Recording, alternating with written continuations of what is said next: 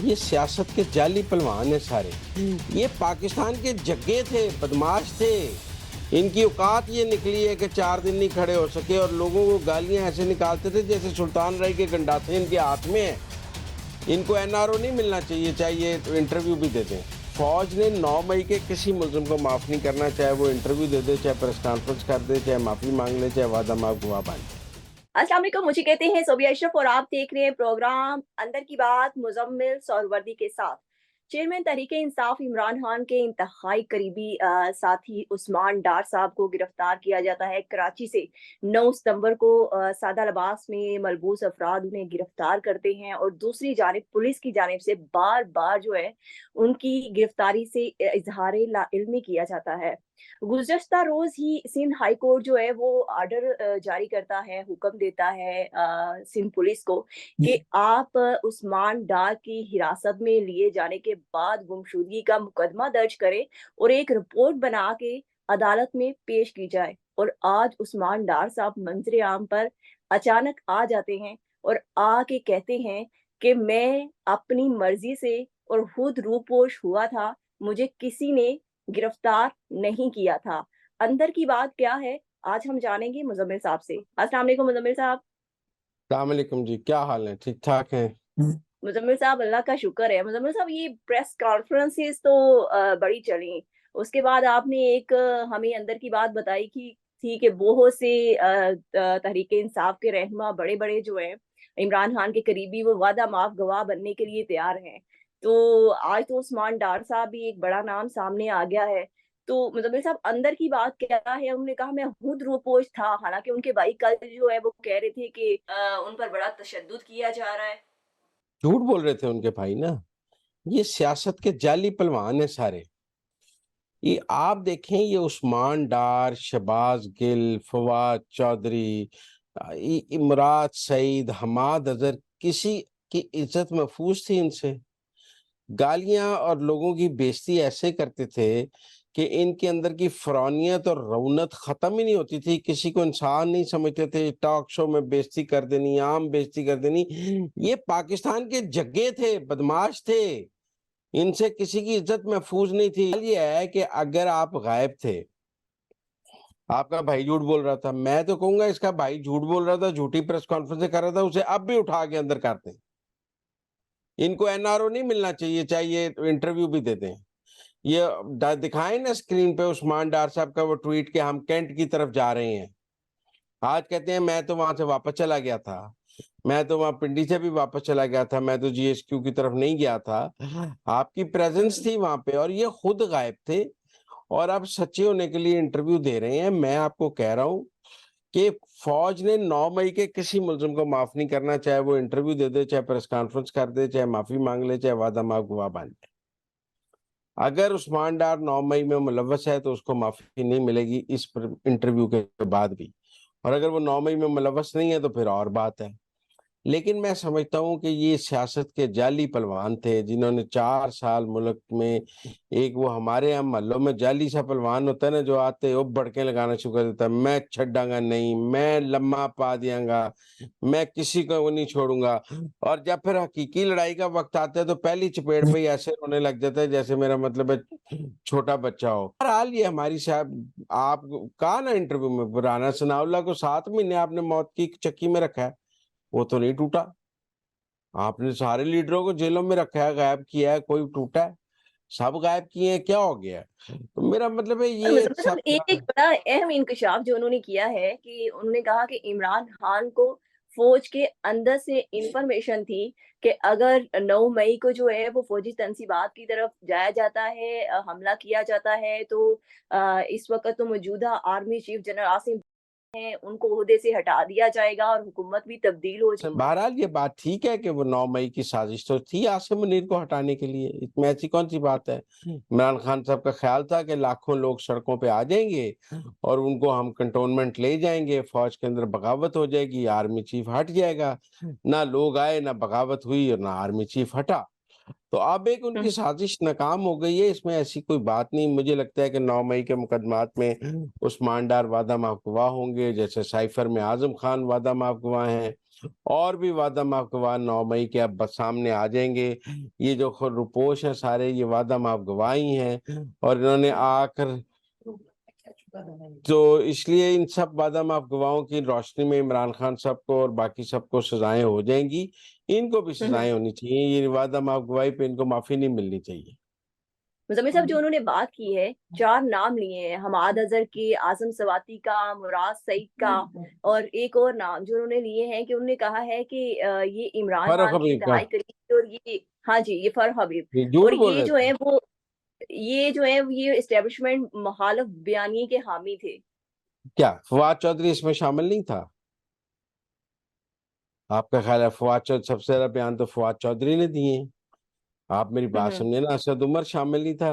अब जो आईपीपी में चले गए हैं, जिन्होंने माफिया ले ली हैं, उस्मान डार ने उनके नाम नहीं लिए कि अपने उन दोस्तों को बचा लिया है। जो मफरूर हैं, जो अभी तक मुश्किल में हैं, उनके नाम ले लिए हैं। उस्मान डार ने ये रियायत की है कि जिन लोगों को माफी शाफी मिल गई है, जो आईपीपी में चले गए हैं, उनके नाम ना लूं, वरना नाम तो और भी बहुत से हैं जो उन्होंने नहीं लिए हैं। तो इसलिए मैं समझता हूँ कि ये आधा सच बोला है उन्होंने, कुछ नाम उन्होंने नहीं लिए, कुछ नाम लिए हैं। लेकिन ये बात ठीक है कि इमरान खान के करीब वो लोग थे जो इमरान खान को ये समझा रहे थे कि हम फौज को अंदर बगावत भी करा लेंगे, आसिम मुनीर हुँ, को हुँ। भी हटा लेंगे, और हम अपनी मर्जी का चीफ ले आएंगे। तो ये सारी एक जो खेल था ये नाकाम हो गया है, और इस तरह की साजिशें जब नाकाम होती हैं तो उनकी बड़ी हुँ, हुँ। कीमत होती है। उनके मुज़म्मिल नतीजे में साहब, माफी नहीं मिलती होती है, और आसिम मुनीर किसी को माफ नहीं करेगा, चाहे उस्मान डार हो चाहे इमरान खान हो। ठीक हो गया। मुज़म्मिल साहब, ये तहरीक-ए-इंसाफ के कुछ और रहनुमा जो इस वक़्त लापता हैं, और कहा जा रहा है कि उनका कुछ पता नहीं है कि उनको कहाँ रखा गया हुआ है गिरफ्तारी के बाद। फर्रुख हबीब हो गए, उसके बाद शेख रशीद हो गए, और सदाकत अब्बासी। तो क्या इनके भी अब इंटरव्यूज़ आएँगे, या फिर एक नई स्ट्रैटेजी जो है वो अपनाई जाएगी, वादा माफ़ गवाह बनाने देखिए, के लिए? आज के उस्मान डार के इंटरव्यू के बाद तो ये सवाल पैदा हो गया ना कि क्या वो मफरूर है या फौज के पास है। पहले तो हमारी ये राय थी कि ये सब फौज के पास है, ठीक है ना। हम समझते हुँ, थे हुँ। कि फौज ने इनको गायब किया हुआ है और ये फौज के पास है। लेकिन अगर आज उस्मान डार कहता है मैं फौज के पास नहीं था, मैं गायब नहीं था, तो मैं खुद मफरूर था, तो फिर बाकी भी हो सकता है खुद मफरूर हो। हुँ, मैं हुँ। क्यों कहूं कि जी वो फौज के पास है? आप कहें, मैं तो नहीं ये बात कहता। मैं बताऊंगा उनको, फौज को, कि आप ऐसी बातें करती हैं इस शो में। मेरा तो ऐसा कोई मूड नहीं है ये बात कहने का, ना मैं समझता हूँ कि फौज ने उनको गायब किया हुआ है। मुज़म्मिल वो साहब, खुद अदालत में उन्हें बार-बार पेश करने का कहा जाता तो है, वो पुलिस जब जो एक है बंदा वो खुद मफरूर इशारेदारी हो, नहीं करती है उनकी जब गिरफ्तारी से। जब एक बंदा जब एक बंदा खुद मफरूर हो तो उसको अदालत में कैसे पेश कर दें? इमरान रियाज खान आके अदालत को बता दें कि वो कहाँ थे, उस्मान डार भी बता दें कि वो कहाँ थे। ये तो इनके मुंह से आवाज निकलती नहीं है, तो ये चाहते हैं हम इनका मुकदमा लड़ें, ये कहीं ना आकर। वो तो आज सारा मलबा इमरान खान पे खा डाल के तो खुद नहा धो के ऐसे निकल गए हैं जैसे खुद मोमिन पाकिस्तान थे, और इमरान खान जो है वो दुश्मन पाकिस्तान है। भाई इमरान खान दुश्मन पाकिस्तान है तो आप उसके साथी बराबर के दुश्मन है, आपको माफी कैसे है? एक इंटरव्यू देने से आपको माफी मिल जाएगी? आपके गुनाह खत्म हो जाएंगे? आपने ये तो चार उन्होंने साल उस कहा मुल्क है कि में का। मुकम्मल तौर पर ज़िम्मेदारी जो है वो चेयरमैन तहरीक-ए-इंसाफ पर आयद होती है 9 मई के बाद नहीं की। नहीं नहीं, उस्मान डार पर बकायदा आयद होती है। उस्मान डार पर मुकदमा चलना चाहिए 9 मई का, उसको क्यों माफी मिलनी चाहिए? इसलिए माफी मिलनी चाहिए कि उसने कामरान शाहिद को इंटरव्यू दे दिया है। माफी का ये मयार आ गया है, तो जो जो माफी देता जाएगा, फिर 9 मई में कल को इमरान खान भी इंटरव्यू दे देगा कि माफी हो गई, हुँ, तो हुँ। उसको भी माफी हो जाएगी, फिर 9 मई पूरा ही खत्म करते हैं। यहाँ तो फौज ये असूल बनाए कि उसने 9 मई के किसी मुलजिम को भी माफी नहीं देनी, चाहे वो इंटरव्यू दे या ना दे। या ये असूल बनाए कि चलो जी जो इंटरव्यू देता जाए हम माफी मांग दे देंगे। मेरे ख्याल में असूल ये होना चाहिए कि चाहे इंटरव्यू दे भी दे तो माफी नहीं होनी चाहिए, मुकदमा चलना चाहिए, सजा होनी चाहिए। क्यों माफी होनी चाहिए एक इंटरव्यू के नतीजे में?